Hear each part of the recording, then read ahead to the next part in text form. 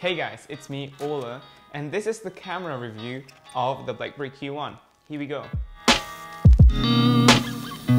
So if you didn't know, I was in Cuba 4 weeks ago, I think, for 2.5 weeks, and I tested the BlackBerry KEYone's camera in all situations. I took a lot of pictures because there really are a lot of objects and subjects you can take pictures of in Cuba, and I think I could get a pretty good impression about the camera's quality and its features. So here we go. Let's start with the technical stuff at first.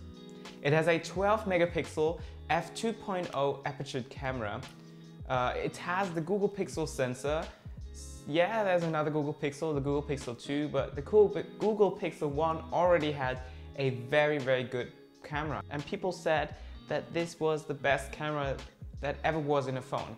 And the BlackBerry KEYone actually has it. Yes, the Pixel 2's camera is even better, but the Pixel 1's camera already was quite good.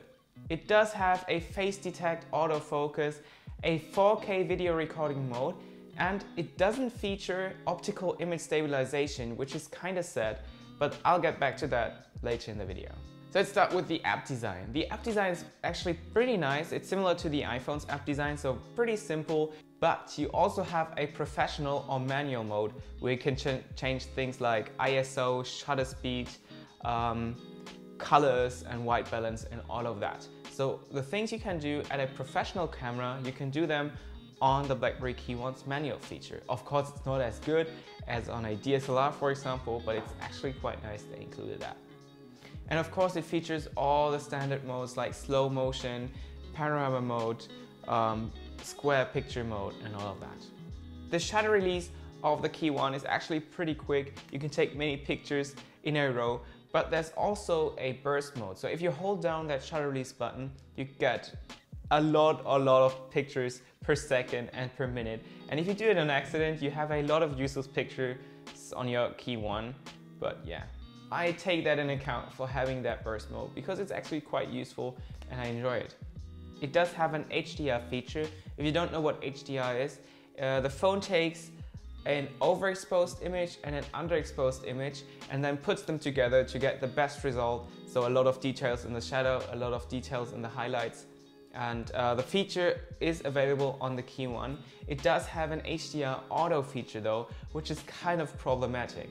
Because if you take pictures of a fast-moving car, for example, or people, pictures, if the Hdr Auto mode is enabled, tend to get blurry. Sometimes they are, sometimes they don't. Sometimes they do have that motion blur because it just takes a tad longer to take that HDR picture. And of course, you're taking multiple pictures at once. So if you're moving your camera, you have one picture that was taken at the beginning of the movement and one picture that was taken at the end of the movement, and then you end up with a motion blurry picture. So you have to be careful with that. You can turn it off though, which is a good thing. The image quality actually is pretty good, which is not normal for a BlackBerry device. All BlackBerries pretty much were completely useless when it came to camera quality. That's because they just didn't put any effort in improving it. It's different though with the KEYone. It's totally usable. It does have a good image quality, and I'd say it's at the top of the range of pictures, and that's a good thing. Images do seem a tad oversaturated, but it's not as bad as Samsung phones in the past that were pretty much unusable because they had so much color in them.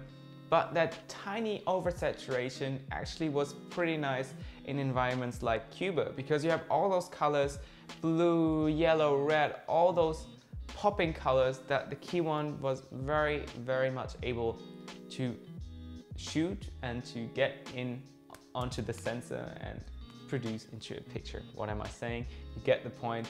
The pictures look very nice and have a lot of color, and I enjoy that. So it is a tad oversaturated, but it's not too much. In daylight, the pictures are very sharp. They're not as sharp as a S8, for example, which is among the best phones for taking pictures, but it's still completely usable. It's nowhere bad, and it's, as I said, completely overkill for a BlackBerry, and I really enjoy that. The HDR feature is also very nice. It works really nicely. So if you're shooting against a bright sky and a dark surrounding or landscape, the HDR feature really comes in handy and it does a good job in my opinion. You can also get a nice natural bokeh with the f2.0 aperture. So bokeh is that black background blur if you take a portrait or if you take a close-up shot of a object or something. That bokeh is really nice. It doesn't have a portrait mode like the new Huawei's or the new iPhone does, where you get an artificial background blur, but the natural background blur is pretty good already. It would have been nice if they included a portrait mode though. Let's get to low light performance, and again, that quality was better than I expected. It was generally brighter than the phones of my friends that I traveled with. Those generally were a lot darker when taking pictures in low light. Of course, you get a lot of noise and a lot of mushiness when taking pictures in very low light, but that's pretty much with every smartphone camera, because the sensor size where you get light on is kind of limited to the body of the phone, so you just can't get more light than you can get on a small sensor like that. So you will always get a lot of noise and a lot of mushiness in very low light situations, but still completely usable and generally brighter than my friends' phones. It also has a dual LED flash if you have to take pictures in extremely low light situations where nothing else can really overcome that darkness. Dual LED flash means that you have a very bright and cold flash and a very warm and yellow flash inside of one unit. Both LEDs light up at once, so you get the best of both worlds, so a very warm and a very cold light, and combined you get a very natural sunlight-like light. Whoa, what a sentence. But that's always better than just a single flash, and that also worked very nicely. And let's get to the last part of this video, of this very short camera review, which is the video quality. You can get, as I said, 4K recording on the KEYone. I didn't use it though in CUBA. I used the default settings, which is 1080p video recording with 30 frames per second, and that one worked really nicely. I like that. And even though it doesn't have an optical image stabilization, when I held it up against a moving object, the digital image stabilization did a very great job of shooting that horse in the trailer behind that car, which is a very, very funny subject. Not to imagine, you just can't imagine that happening in Europe or in the US or anywhere that is new to my country, and that was crazy. Sadly, later that highway, that car crashed and the horse fell out and it scratched its side, but it survived, no problem, but still. Well, that's just CUBA, I think. So that's it for this very short camera review of the BlackBerry KEYone. If you liked it, make sure you give the video a like, make sure to subscribe to my channel if you want to stay updated with the newest information and news about BlackBerry. Also make sure you follow me on my social media channels, Instagram and Twitter, and my BlackBerry Messenger channel pin is in the description box below.